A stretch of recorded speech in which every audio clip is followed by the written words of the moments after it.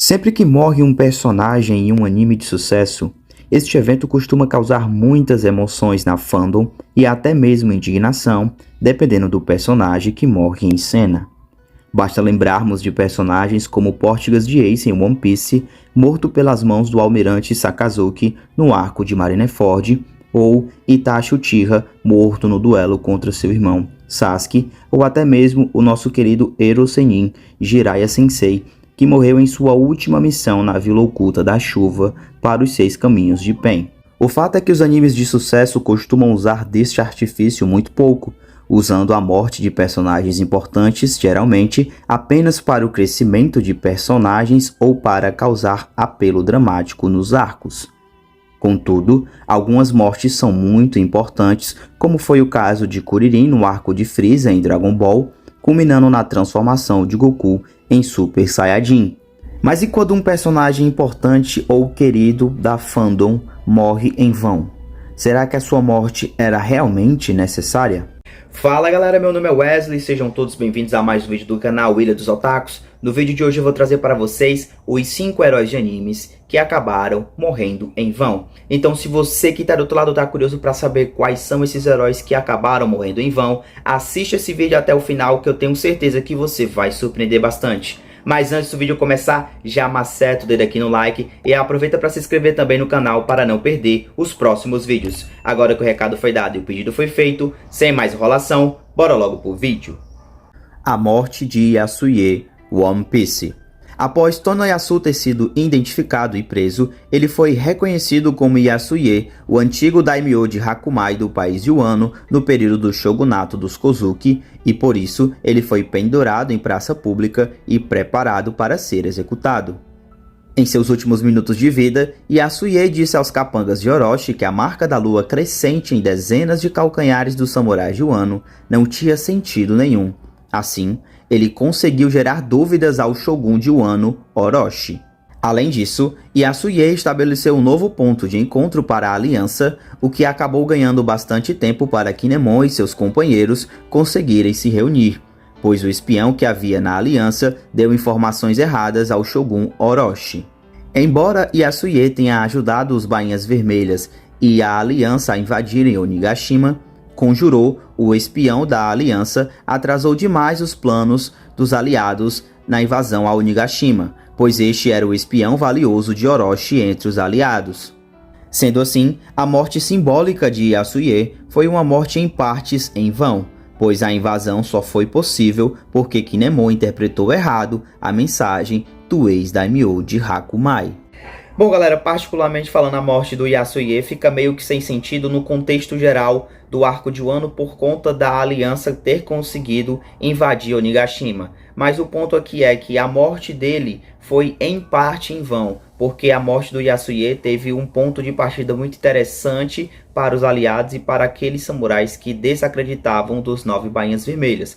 E sendo isso, a morte do Yasuye foi mais simbólica do que em vão. Mas eu acredito que poderia ter sido evitada a morte desse personagem, porque ele acabou deixando ao toco aos cuidados, né, da Hiyori, que é a irmã do Momonosuke. Mas eu queria muito que ele pudesse ver o que é o país de Wano após tanto sacrifício, após tanta fome lá em Okobore e nas outras regiões de Wano que passaram muita fome durante o shogunato de Orochi. Então a morte do Yasuye eu acho que poderia ter sido evitada, mas ela foi uma morte muito importante para que acendesse a chama nos samurais que desacreditavam dos 9 Bainhas Vermelhas e que acabaram passando a apoiar a aliança na invasão a Onigashima. A morte de L. Death Note. Durante meses de investigação e pesquisa, o detetive mais inteligente de Death Note, L, quase teve a prova definitiva da culpa de Light atuando como Kira. Contudo, L também teria incriminado Mizamani no processo, caso tivesse incriminado Light, o acusando de ser o Kira. Entretanto, Light sabia que Ren, o outro Shinigami, faria qualquer coisa para salvar Mizamani e por isso Light pediu para a garota fazer um novo acordo dos olhos de Shinigami, desta vez com Ryuki, o que acabou obrigando Ren a forçar a morte de L e o Atari, escrevendo seus nomes no Death Note, coisa que Shinigamis não podem fazer. Ao forçar a morte de Ellie, Rain poupou a vida de Mizamani às custas de sua própria existência. Como Light estava fisicamente no mesmo quarto em que Ellie estava quando ele morreu, os outros membros da força-tarefa japonesa estavam convencidos de que ele não poderia ser o assassino Kira. Portanto, Ellie morreu sem cumprir sua maior missão, que foi discriminar ou revelar a verdadeira identidade do assassino Kira. Bom, galera, se você assistiu realmente Death Note, você, assim como eu, deve ter se decepcionado muito com a morte do L, sem mesmo ter revelado a identidade do Kira, porque a interação entre o Light e o L desde o começo forçava o L a entender e a sentir por instinto que o Light era o Kira, mas infelizmente ele não conseguiu coletar e reunir provas suficientes para provar que o Light estava trabalhando e atuando como Kira. E como o Light fazia parte da força-tarefa, isso talvez tenha dificultado um pouco mais, porque o Light tomou muito mais cuidado a se posicionar e a agir como Kira. Mas talvez desse vídeo aqui que eu vou estar fazendo para vocês, a morte do L foi uma das mortes de herói em vão mais surpreendentes do mundo dos animes, por conta do que ele representava em Death Note e o que aconteceu posteriormente após a sua morte. Depois que o L morreu, o anime teve um background tão grande que fez meio que ficou meio sem sentido você assistir Death Note após a morte do L, porque o processo se repetiu com o detetive que posteriormente iria estar revelando a identidade do Kira, mas o anime acabou perdendo um pouco a graça por conta de todo o contexto. Então eu acho que a morte do L foi uma das mortes de herói mais em vão que eu vi no mundo dos animes, por todo o contexto da obra e por todo o contexto do personagem, do que ele representava para aquela obra. O sacrifício de Evan Smith, Attack on Titan. O comandante da divisão de reconhecimento Evan Smith é mais conhecido por sua heróica resistência final contra Zack Yeager, o Titã Bestial, no distrito de Shingashina. Evan esperava que essa batalha levasse à salvação de Parades, independentemente de sua capacidade de ver o que ou quem vivia além dos muros e mesmo diante de tanto sacrifício em batalha. Embora as ações de Evan ganhassem tempo para Eudia, os exércitos do mundo inteiro eventualmente se reuniriam, bombardeando a ilha até que nada mais sobrasse da Ilha Parades. Por mais que Evan possa ter morrido como um herói, seu sacrifício em Shingashina não significou nada em questão de poucas gerações. No final, a coalizão ainda desfez seus melhores esforços para salvar a Ilha Parades. Bom, galera, se você assiste Shingeki no Kyojin, você vai entender que a morte do Evan só serviu para causar a ira do Capitão Levi e mostrar um dos duelos mais interessantes que a fandom de Shingeki no Kyojin estava aguardando, que era do Titã Bestial versus o Capitão Levi da Tropa de Exploração.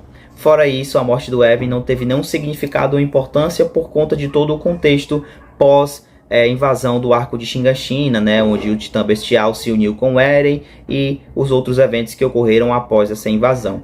Fora isso, a morte dele foi simbólica para o personagem, porque ele tinha os objetivos dele, mas no modo geral, para a Ilha Parades, os cidadãos da ilha não teve muita importância ou significado, porque ele morreu em vão e sacrificou muitas vidas no processo. A morte de Jonathan Joestar, JoJo Bizarre's Adventure. Jonathan Joestar e Joe Brando protagonizaram juntos a primeira parte de JoJo.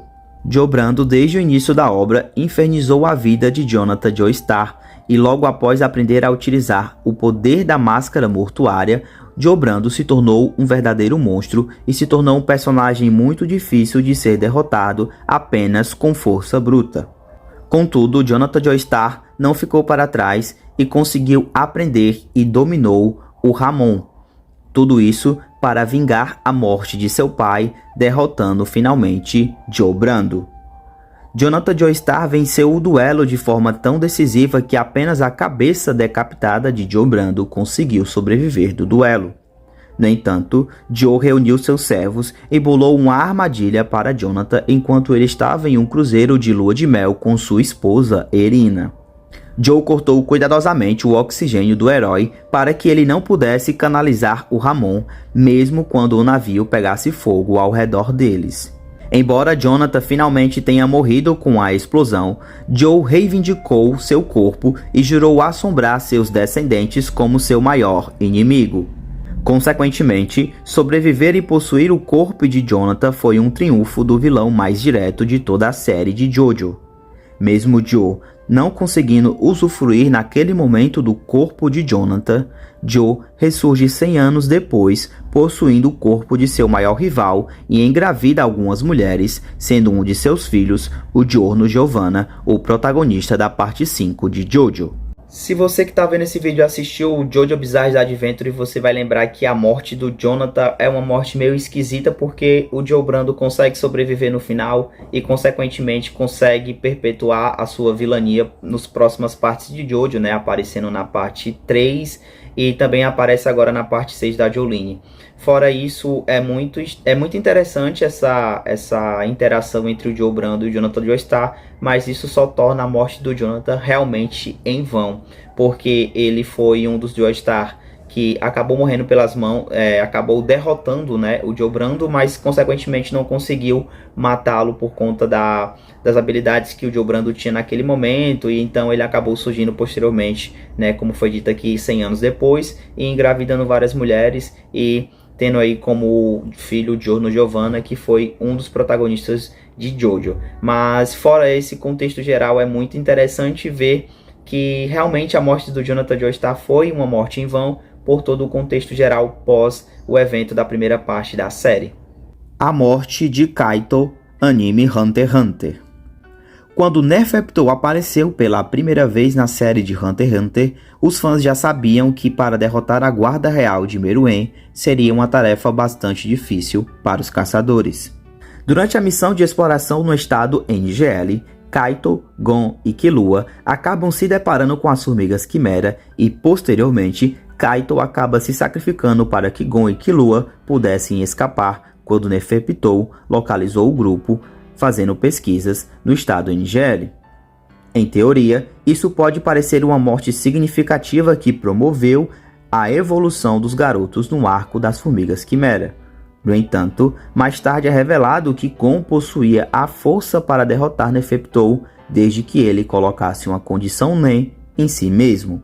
Neste caso, era o ódio por Neferpitou ter matado Kaito que condicionou Gon a sacrificar seu Nen, lhe dando um poder incrivelmente ameaçador. Contudo, se Gon tivesse aproveitado a abertura que Kaito deu a eles para fugir, a morte de Kaito poderia talvez ter sido completamente evitada. Mas Gon escolheu ir para cima de Pitou, sendo nocauteado por Killua antes mesmo de entrar em ação. Foi especialmente terrível para a fandom considerar que o corpo de Kaito havia sido pendurado como um alvo para as formigas Quimera experimentarem. A morte do Kaito aqui eu acho que é uma das mortes mais dolorosas de se falar nesse vídeo, por conta de todo o contexto do arco das formigas Quimera em Hunter x Hunter. Ele percebeu que a Neferpitou estava se aproximando e não deu tempo nem de ele avisar direito para os meninos poderem se locomover.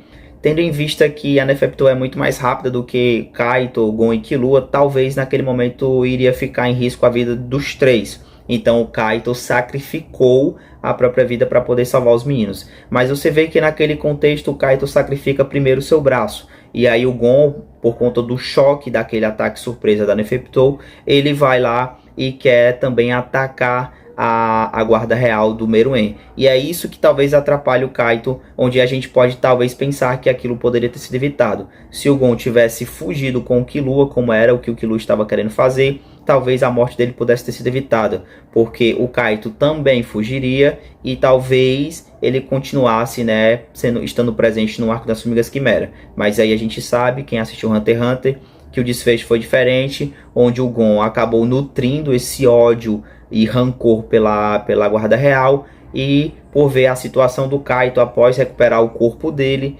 ele nutre ainda mais o seu ódio e acaba sacrificando um Nen de toda a vida.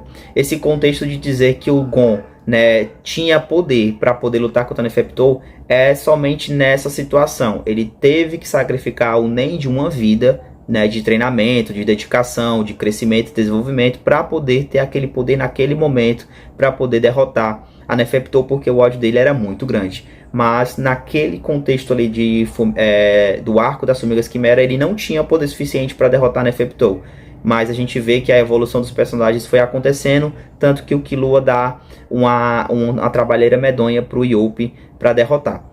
Então, assim, tem esses contextos, mas eu acredito que realmente foi uma morte em vão pelo contexto do que o Gon sacrificou. O Gon sacrificou o Nen dele, o Kaita acabou morrendo e posteriormente, né, no Nen pós-morte, ele ressurge no corpo de uma formiga quimera, porém, a morte do personagem mesmo, o Kaita, poderia ter sido evitado caso o Gon não tivesse sido explosivo naquele momento.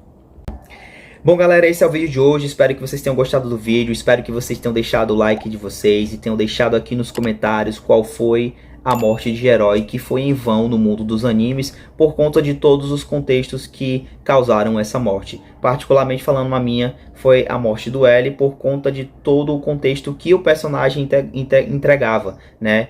Ele era o detetive mais inteligente e mais eficiente do mundo de Death Note e não conseguiu revelar aquilo que seu instinto falava tanto para ele naquele momento. Então, para mim, a morte de um herói que foi em vão nesse vídeo, o mais importante é a morte do L. Mas e a sua? Deixa aqui nos comentários e não esquece de deixar o teu like e se inscrever no canal para não perder os próximos vídeos. Obrigado por ter chegado até aqui, obrigado pelo like e eu espero vocês nos próximos vídeos. Valeu, fui!